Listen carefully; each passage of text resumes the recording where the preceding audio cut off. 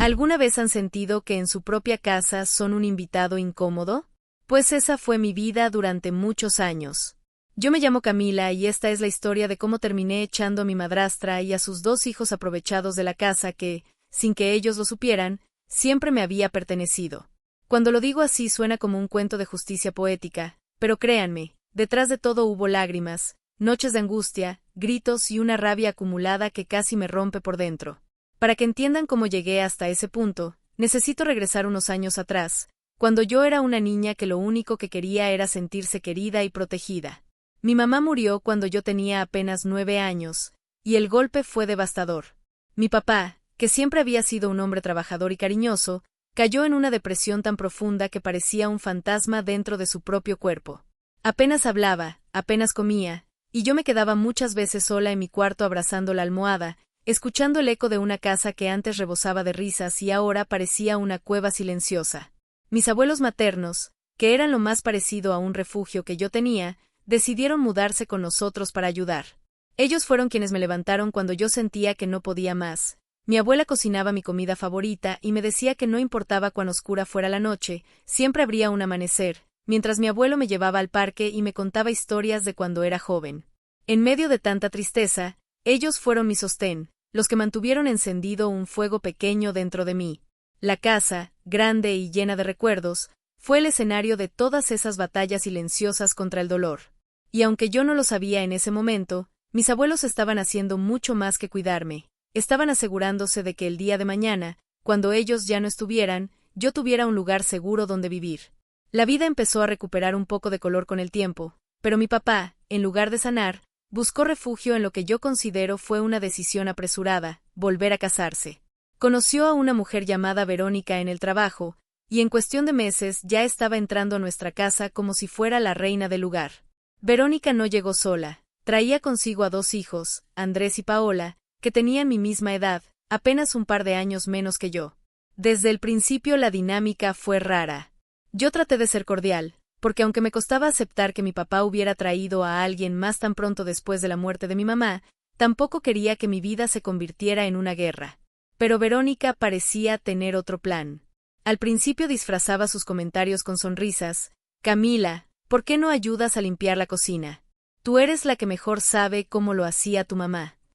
O Camila, anda, acompaña a mis hijos mientras yo organizo mis cosas. Al comienzo no lo veía tan grave, pero poco a poco se fue notando el patrón. Mientras Andrés y Paola tenían privilegios, descansaban, recibían premios, yo estaba siempre cargada de responsabilidades. Lo más duro fue notar que mi papá, cegado por la ilusión de tener a alguien a su lado, no veía la desigualdad. Cada vez que yo intentaba mencionarlo, él me respondía con evasivas, como no seas exagerada, Camila, o solo está tratando de llevarse bien contigo. Yo sabía que no era así. Era evidente que Verónica quería desplazarme, hacerme sentir como la extraña en la casa que había sido mía desde siempre. Y lo logró en muchos momentos. Me iba a dormir sintiéndome invisible, con las manos cansadas de lavar platos que ni siquiera había ensuciado y con la sensación de que mi voz no importaba. Lo que Verónica jamás sospechaba era que la casa en la que vivíamos, esa misma que ella poco a poco comenzó a manejar como si fuera suya, en realidad ya estaba legalmente a mi nombre. Mis abuelos, antes de morir, habían tomado la decisión de transferir la escritura directamente a mí. No querían que en el futuro me quedara sin un techo, ni que dependiera de las decisiones de mi papá o de alguien más. Yo tenía apenas 16 años cuando me lo contaron, y recuerdo que lloré de la emoción. Fue un secreto que guardamos con mucho cuidado, porque ni mi papá ni Verónica podían saberlo. Mi abuelo me miró a los ojos y me dijo, Camila, esta es tu seguridad. Pase lo que pase, esta casa es tuya. En ese momento, yo no tenía ni idea de lo importante que sería ese papel guardado en una carpeta azul dentro de mi closet. Porque mientras Verónica me trataba como sirvienta, mientras sus hijos se burlaban de mí diciendo que era la cenicienta de la familia, yo respiraba hondo y pensaba, ustedes no tienen idea. Pero aunque yo tenía esa seguridad en el fondo de mi mente, vivirlo día a día era doloroso. No es fácil tener un secreto así cuando lo único que quieres es gritarlo a los 4 vientos. Muchas veces me quedaba frente al espejo preguntándome si algún día tendría el valor de mostrarles la verdad. Y aunque por fuera aguantaba, por dentro estaba llena de rabia contenida. El punto de quiebre llegó unos años después, cuando yo ya tenía 22 y trataba de armarme la vida como podía. Estudiaba, trabajaba medio tiempo y, aún así, en mi propia casa sentía que era tratada como un estorbo. Una noche, Verónica se me acercó con esa voz suya que fingía dulzura, pero que yo ya reconocía como veneno disfrazado, y me soltó: Camila, desde el próximo mes vas a tener que pagar alquiler. Son 3,000 pesos. Ya no puedes vivir aquí gratis, ¿entiendes? Yo me quedé helada. ¿Cómo que pagar alquiler en mi propia casa? La ironía era tan absurda que casi me dio risa, pero lo que sentí en realidad fue un ardor en el pecho, una mezcla de humillación y coraje. Le pregunté: ¿y tus hijos también van a pagar? Y ella, sin pestañear, me contestó: ellos son mis hijos, no tienen por qué hacerlo. Tú eres adulta, ya te toca aportar. Fue en ese momento que algo dentro de mí se rompió. No podía seguir soportando ese juego. Esa misma noche llamé a mi papá, que estaba de viaje, y le conté lo que había pasado. Su respuesta fue decepcionante: hija, entiende a Verónica, ella solo quiere organizar las cosas. Fue como una puñalada. Mi propio padre estaba dispuesto a dejarme pagar alquiler en la casa que mis abuelos me habían heredado. Pero lo que no sabía Verónica era que yo ya estaba lista para dar mi golpe final. Decidí que era hora de sacar las escrituras y poner las cartas sobre la mesa. Preparé todo con calma, porque sabía que si lo hacía en un arrebato podría perder la ventaja. Un par de días después, en la sala de la casa, mientras ella estaba con Andrés y Paola viendo televisión, me paré frente a ellos con el sobre azul en las manos. Quiero que sepan algo, dije con voz temblorosa pero firme. Verónica levantó una ceja, molesta por la interrupción. Esta casa no es de mi papá, ni es tuya. Es mía. Desde hace años. Y mientras hablaba, desplegué los documentos. El silencio fue brutal. Podía escuchar el tic-tac del reloj colgado en la pared. Andrés y Paola se miraban confundidos, y Verónica se puso pálida. Eso es mentira, gritó, arrebatándome el papel. Pero no pudo negar la firma, el sello, todo estaba ahí. En ese instante, tomé mi celular y marqué a mi papá en altavoz. Papá, ¿puedes confirmar quién es la dueña legal de la casa? Hubo un silencio largo, incómodo, y al final él respondió: la casa es de Camila. Tus abuelos se la dejaron. Ese fue el clavo en el ataúd. Verónica se quedó sin palabras, y yo sentí, por primera vez en años, que recuperaba mi lugar. Después de esa revelación, la tensión en la casa se volvió insoportable. Verónica me miraba con odio, como si yo le hubiera arrebatado algo que le pertenecía, cuando en realidad lo único que hice fue recuperar lo mío. Los días siguientes se la pasaba murmurando por lo bajo, lanzando indirectas y tratando de poner a sus hijos en mi contra todavía más. Recuerdo que una tarde, mientras lavaba mis platos, escuché cómo le decía a Andrés y Paola: no se preocupen, ella no sabe lo que hace, esa casa nos va a terminar perteneciendo, yo me voy a encargar. Ese comentario me heló la sangre, porque me di cuenta de que Verónica no se iba a rendir fácilmente. Yo trataba de mantener la calma, pero cada vez que me la cruzaba en el pasillo y me lanzaba esa sonrisa falsa, sentía que estaba librando una guerra invisible. La rabia que llevaba años acumulando empezaba a mezclarse con miedo, porque aunque la ley estaba de mi lado, la manipulación y la malicia de esa mujer eran un monstruo contra el que no sabía si tenía la fuerza suficiente para pelear. Fue entonces cuando descubrí hasta dónde estaba dispuesta a llegar. Una noche, mientras me preparaba un té en la cocina, escuché mi nombre desde el cuarto de mis papás. La puerta estaba entreabierta, y yo no suelo espiar, pero algo en el tono me hizo detenerme. Lo que escuché me dejó helada. Verónica le decía a mi papá que lo mejor era sacarme de la casa, aunque fuera por la fuerza.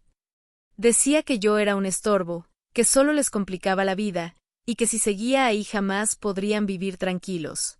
Lo más doloroso no fue escucharla a ella, sino mi papá respondiendo con un suspiro cansado: tal vez tienes razón, Verónica. Tal vez sea mejor que Camila busque otro lugar. Sentí que el piso se me abría bajo los pies. Mi propio padre estaba conspirando con ella para sacarme de la casa que mis abuelos me dejaron. Esa noche no dormí. Lloré en silencio, abrazada a la carpeta azul con las escrituras, pensando en cómo la persona que debía defenderme estaba dispuesto a traicionarme. Pero entre esas lágrimas también se encendió algo dentro de mí, no iba a dejar que me arrebataran lo último que me quedaba de mis abuelos. Decidí que si ellos jugaban sucio, yo también tenía que protegerme con inteligencia. Compré una grabadora pequeña y empecé a registrar algunas de las conversaciones que escuchaba. No tardé mucho en obtener la prueba más clara, una discusión en la que Verónica prácticamente ordenaba a mi papá que me echara y él, débil, aceptaba. Cuando reproduje la grabación en mis audífonos, sentí una mezcla de tristeza y poder. Tristeza por la confirmación de que mi papá ya no estaba de mi lado, pero poder porque ahora tenía una herramienta que podía usar. Con esas pruebas, pedí asesoría legal. Un abogado amigo de la familia me explicó que, siendo la propietaria legal, podía dar aviso formal de desalojo a cualquier persona que viviera allí sin mi consentimiento. Escuchar esas palabras me dio un respiro de aire fresco. Por primera vez en mucho tiempo, no me sentía acorralada, sino con una salida clara. El simple hecho de imaginar a Verónica recibiendo una notificación oficial con mi firma me daba una paz que hacía años no sentía. La oportunidad llegó más pronto de lo que esperaba. Verónica, todavía creyéndose la dueña, organizó una reunión en la casa con algunos familiares suyos.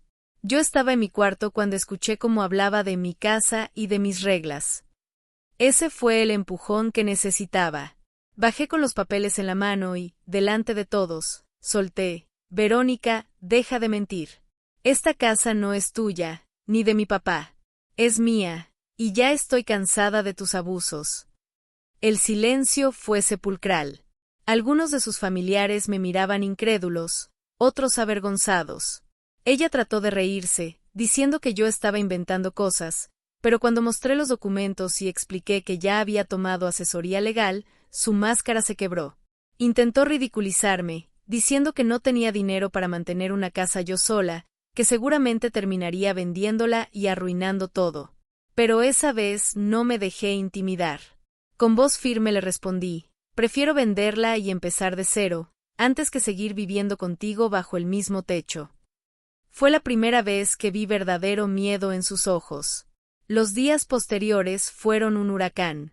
Verónica gritaba, insultaba, lanzaba amenazas veladas.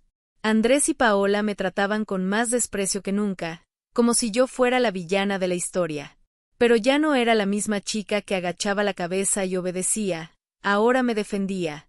Una tarde, mientras ella me acusaba de querer dejarla en la calle, le respondí con calma: no te estoy dejando en la calle, Verónica. Te estoy devolviendo a la realidad.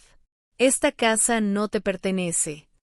Ella se desbordó en insultos, y yo simplemente saqué una copia del aviso legal de desalojo y lo puse sobre la mesa.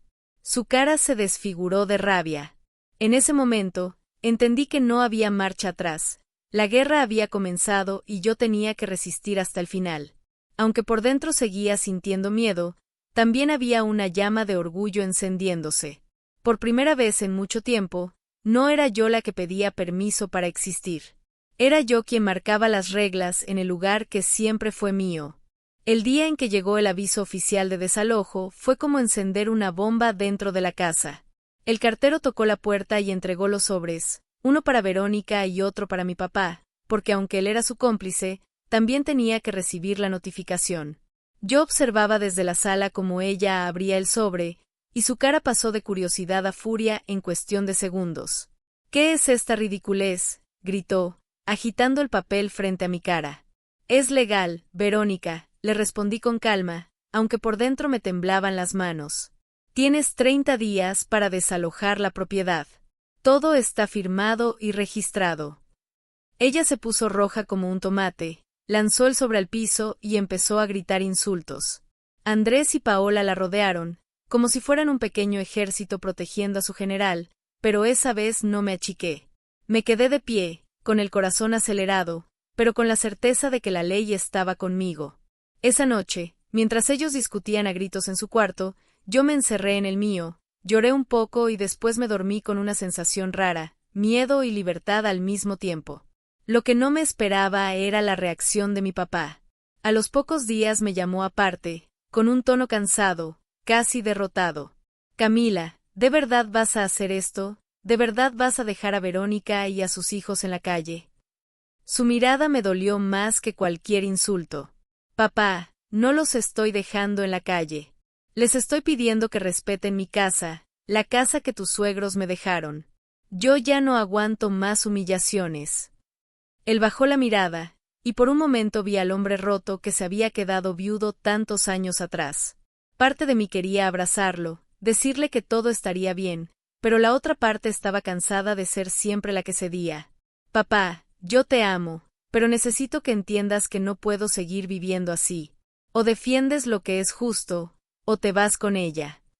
Ese silencio se me quedó grabado. Él no me respondió nada, simplemente se dio la vuelta. En ese instante confirmé que mi padre ya no estaba de mi lado, y que la batalla iba a ser solo mía. La fecha límite del desalojo se acercaba, y con ella, la tensión aumentaba. Verónica empezó a mostrar su verdadera cara delante de todos. Ya no fingía dulzura, ahora era puro veneno. Se paseaba por la casa como si buscara provocar, tiraba cosas a propósito, golpeaba las puertas y dejaba comentarios hirientes cada vez que me veía. Yo trataba de mantener la calma, pero también empecé a tomar medidas.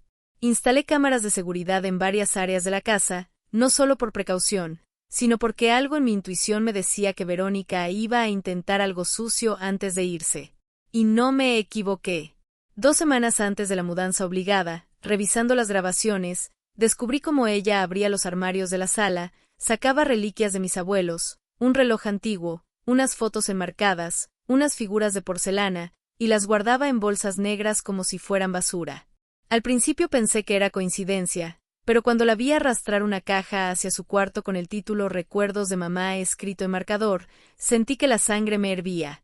Esa mujer no solo quería quedarse con mi casa, también quería robarse mi memoria, lo único que me quedaba de mi familia. Ese fue el momento en que decidí enfrentarla de una vez por todas. Esperé a que regresara de hacer compras y la encontré en la sala, sacando cosas de un cajón. Verónica, ¿qué haces con las cosas de mis abuelos? Ella me miró con descaro, como si no hubiera nada malo en lo que hacía. Estas cosas son viejas, Camila, no sirven. Yo solo estoy limpiando. Además, si tanto te importan, hubieras hecho algo antes. Esa respuesta fue como un golpe. No te atrevas a tocar lo que no es tuyo, le grité, y en ese instante Andrés apareció para defenderla. Deja a mi mamá en paz, Camila, siempre estás armando dramas. Yo respiré hondo, me acerqué al escritorio y saqué mi celular. Con un clic abrí el video de las cámaras de seguridad y lo proyecté en la pantalla de la televisión. Ahí estaba, clarito, Verónica metiendo las reliquias en bolsas negras. La sala quedó en silencio, y por primera vez, vi cómo ella no encontraba palabras. Paola intentó excusarla, seguro solo quería guardarlas mejor, pero ya era demasiado tarde. La evidencia hablaba por sí sola. Esto lo verá mi abogado mañana, dije, y me fui a mi cuarto, dejándolos a todos petrificados. La mudanza llegó al fin, un día gris y lluvioso que parecía reflejar la tormenta que habíamos vivido dentro de esa casa. Los trabajadores comenzaron a sacar cajas y muebles mientras Verónica daba órdenes con voz chillona, tratando de mantener la apariencia de control. Pero cada objeto que salía por la puerta era una victoria silenciosa para mí. Yo observaba desde la entrada, con los brazos cruzados y el corazón latiendo fuerte. Ella no podía mirarme a los ojos, estaba derrotada. En un último intento de humillarme, se acercó y me susurró, «Vas a terminar sola, Camila. Nadie quiere vivir contigo». Yo la miré fijamente y le respondí, «Prefiero estar sola que vivir rodeada de parásitos». Su cara se descompuso, y antes de que pudiera contestar, uno de los trabajadores apareció con una bolsa negra llena de mis cosas. «¿Esto también lo llevamos?», preguntó. Yo la abrí y ahí estaban las fotos de mis abuelos. «No, eso se queda», dije con voz firme. Verónica trató de intervenir, pero el hombre la miró incómodo y siguió con su trabajo. Fue un cierre humillante para ella, y un inicio liberador para mí. Cuando el último camión se fue y el silencio regresó, sentí que la casa respiraba conmigo, como si al fin nos hubiéramos librado de un peso inmenso. Los primeros días después de que Verónica y sus hijos se fueron, la casa se sentía extraña, como un espacio vacío pero a la vez lleno de paz. El silencio ya no era pesado ni incómodo, era un silencio que me permitía escuchar mis propios pensamientos sin miedo a que alguien los invalidara. Me levantaba por las mañanas y caminaba por los pasillos sintiendo que, por fin, cada rincón me pertenecía de verdad. Abrí las ventanas, dejé entrar la luz y hasta el olor cambió. Ya no olía a frituras ni a desorden, sino al café recién hecho que yo preparaba, al jabón que usaba para limpiar con calma, a la tranquilidad. A veces me detenía frente a las fotografías de mis abuelos y les hablaba en voz baja, como si pudieran escucharme. Ya está hecho, abuelos. Ya nadie va a tocar lo que es nuestro. Era una sensación rara, porque aunque me sentía libre, también estaba atravesada por una tristeza profunda. Mi papá había elegido el bando equivocado, y eso me dolía más de lo que quería admitir. Pero al mismo tiempo, cada vez que pensaba en Verónica y en lo que me arrebató durante tantos años, me repetía a mí misma que había hecho lo correcto. Con el tiempo, supe por conocidos que Verónica no la estaba pasando nada bien. Sin el techo seguro de mi casa, tuvo que mudarse con sus hijos a un apartamento pequeño y caro que no podían costear fácilmente. Andrés, que siempre había sido engreído, tuvo que conseguir un trabajo de medio tiempo, y Paola dejó de presumir en redes sociales porque la realidad ya no la alcanzaba para sostener la imagen. Verónica, en su desesperación, intentó manipular la narrativa, diciendo que yo la había echado sin corazón, que era una malagradecida y que su único error había sido querer organizar la casa. Pero la verdad salió a la luz. Varias personas que estuvieron presentes en la reunión donde mostré los documentos comenzaron a contar la historia real, y cuando algunos se enteraron del video en el que intentaba robar las reliquias de mis abuelos, su reputación se desplomó. Nadie la veía como la víctima que intentaba aparentar, la veían como lo que era, una aprovechada. Yo no disfrutaba de su caída, porque nunca me gustó regodearme en la desgracia ajena, pero no voy a mentir, sentí una satisfacción inmensa al saber que por fin pagaba las consecuencias de sus actos. Mientras tanto, yo empecé a reconstruir mi vida. La casa ya no era un campo de batalla, sino un refugio. Decidí hacer algunas remodelaciones sencillas. Pinté las paredes de colores claros, cambié las cortinas y organicé los muebles de una forma que me hiciera sentir cómoda. Cada cambio era como una cicatriz que sanaba. Una de las decisiones más importantes que tomé fue invitar a Mariana, la mejor amiga de mi mamá, a vivir conmigo. Ella siempre había estado pendiente de mí, era como una tía postiza que me visitaba en los momentos más difíciles. Cuando le conté lo que había pasado, me abrazó con lágrimas en los ojos y me dijo: «Tu mamá estaría orgullosa de ti, Camila». Tenerla en casa fue como recuperar un pedazo de la calidez que había perdido con la muerte de mi madre. Cocinábamos juntas, veíamos películas y, por primera vez en años, la casa volvió a llenarse de risas genuinas. Sentí que, al fin, estaba construyendo un hogar, no solo un espacio donde sobrevivir. Claro que no todo fue fácil. Había días en que me sentía rota, en que extrañaba la idea de tener un papá presente. Intenté acercarme a él, pero sus llamadas eran distantes y cortas. A veces me preguntaba si algún día entendería el daño que me hizo al ponerse del lado de Verónica, si en algún momento se arrepentiría de no haberme defendido. Y aunque esa herida sigue abierta, aprendí a no dejar que me definiera. Empecé terapia, algo que llevaba posponiendo mucho tiempo, y descubrí que gran parte de mi vida había girado en torno a complacer a los demás, a callar mis propias necesidades. La terapeuta me ayudó a ver que lo que hice no fue un acto de egoísmo, sino de amor propio, que proteger la herencia de mis abuelos, sus recuerdos y su esfuerzo, también era una forma de honrar su memoria. Esa idea me dio fuerza para seguir adelante. Poco a poco, aprendí a perdonarme por no haber hablado antes, por haber aguantado tanto, y a transformarme en alguien que ya no se deja pisotear. Hoy, cuando me siento en la sala de mi casa, con un café en la mano y la luz del atardecer entrando por la ventana, pienso en todo lo que viví y no puedo evitar reflexionar. Durante años pensé que era débil, que mi voz no valía, que tenía que soportar las injusticias porque no había otra opción. Pero la vida me enseñó que uno siempre tiene derecho a defenderse, aunque tiemble de miedo, aunque las personas que amas te den la espalda. Aprendí que el verdadero valor no está en no sentir miedo, sino en actuar a pesar de él. Y si alguien que me está escuchando ahora está viviendo algo parecido, quiero decirle esto: No permitas que nadie te haga sentir un extraño en tu propio hogar, ni en tu vida, ni en tu corazón. No importa quién sea, ni qué máscara use, nadie tiene derecho a arrebatarte lo que es tuyo. Recuperar mi casa fue recuperar mi dignidad, mi paz y mi historia. Y aunque todavía tengo heridas, hoy camino con la frente en alto, porque sé que mis abuelos estarían orgullosos de la mujer en la que me convertí. El tiempo pasó y poco a poco fui entendiendo que la verdadera victoria no había sido sacar a Verónica de la casa, sino haber recuperado mi propia voz.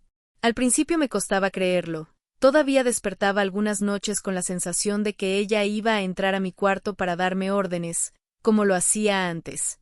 Pero entonces abría los ojos y veía mi espacio decorado a mi manera, con las fotos de mis abuelos en la mesa de noche y el olor a lavanda que siempre me calma. Eso me recordaba que la pesadilla había terminado. Una mañana, mientras desayunaba con Mariana, ella me dijo algo que se me quedó grabado. Camila, ahora la casa refleja lo que eres tú, no lo que otros quisieron imponerte. Y tenía razón. En cada rincón se respiraba mi identidad, la sala llena de libros, la cocina ordenada, el jardín con las plantas que había cuidado desde niña. Era como si al fin pudiera habitar mi historia completa, sin máscaras ni invasores. Por primera vez en mucho tiempo, empecé a sentir orgullo de mí misma. Aún así, la herida con mi papá seguía abierta. No lo odiaba, porque sabía que su debilidad venía del dolor y de la soledad, pero me dolía profundamente que hubiera elegido proteger a alguien como Verónica en lugar de protegerme a mí, su hija. Un día, meses después del desalojo, me llamó para pedirme que nos viéramos. Acepté con dudas, y nos encontramos en una cafetería. Al verlo, noté que estaba más envejecido, con el rostro cansado.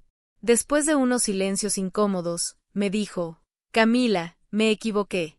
Sé que no estuve de tu lado cuando más lo necesitabas. Yo lo miré, tratando de contener las lágrimas. Papá, no es que me hayas fallado solo en un momento, me fallaste durante años. Dejaste que ella me tratara como basura en la casa de mis abuelos. Él bajó la mirada, avergonzado, y solo alcanzó a responder, no supe cómo manejar nada después de que murió tu mamá. Verónica era una muleta, y me aferré a ella porque me sentía vacío. Esa confesión no borró el daño, pero al menos me dio una respuesta que siempre había buscado. No lo perdoné en ese instante, pero decidí empezar un camino de reconciliación lento, a mi propio ritmo. Mientras tanto, mi vida empezaba a florecer de formas que antes parecían imposibles. Con Mariana en casa, las rutinas se volvieron ligeras. Ella me enseñó recetas que mi mamá solía preparar y que yo había olvidado, y de repente la cocina se transformó en un espacio de risas y recuerdos en lugar de discusiones y tensiones. También retomé mis estudios con más energía, porque ya no tenía el peso emocional de vivir en un ambiente hostil. Incluso me atreví a invitar amigos, algo que jamás hacía cuando Verónica vivía ahí. La primera vez que organizamos una cena, todos me dijeron lo mismo, que la casa se sentía cálida, que tenía una energía buena. Y yo sonreí, porque sabía que lo que percibían no eran solo las paredes pintadas ni las velas encendidas, sino mi libertad. En esas noches, entre conversaciones y música suave, entendí que había recuperado más que un techo, había recuperado mi derecho a vivir sin miedo. De Verónica y sus hijos supe cada vez menos, salvo algún comentario que llegaba por terceros. Al parecer, Andrés terminó dejando la escuela para trabajar, y Paola vivía amargada porque ya no tenía la vida cómoda que presumía en redes sociales. Verónica intentó volver a presentarse como víctima en distintos círculos, pero la gente ya no le creía. Su reputación había quedado marcada por sus propios actos. Y aunque podría sonar cruel, sentí que era justicia poética. Yo no tuve que hacer nada para destruirla, ella sola cavó su propio pozo. Sin embargo, no me regodeé en su caída. Aprendí en terapia que la verdadera libertad no se alcanza odiando, sino soltando. Así que dejé de preocuparme por lo que hacía o dejaba de hacer. Me enfoqué en mí, en mis proyectos, en mi casa, en mis recuerdos. A veces pensaba que esa era la mejor venganza, seguir viviendo bien, seguir avanzando, mientras ellos se hundían en sus propias decisiones. Y esa mentalidad me dio una paz enorme. Hoy, mirando hacia atrás, entiendo que esta historia no solo es mía. Es la historia de cualquiera que haya sentido que lo marginaban en su propio hogar, de quienes han tenido que pelear contra el abuso disfrazado de cariño. Por eso decidí compartirla aquí, porque sé que allá afuera hay alguien escuchando que quizá todavía no encuentra la fuerza para alzar la voz. Quiero que sepan que sí se puede, que aunque parezca imposible, aunque tiemblen las piernas y la garganta se cierre, hay un poder dentro de nosotros que despierta cuando decimos basta. Yo lo descubrí tarde, es cierto, pero lo descubrí. Y ahora vivo cada día con la certeza de que no permitiré que nadie más me quite mi lugar. Mis abuelos me dejaron una casa, pero más que eso me dejaron un legado, la idea de que siempre merezco respeto y dignidad. Esa es la herencia que defiendo, y esa es la herencia que quiero transmitir con esta historia. Así que si me escucharon hasta aquí, les agradezco de corazón. Denle like, suscríbanse y compartan este video, porque quizá, sin saberlo, puedan darle valor a alguien más que lo necesita.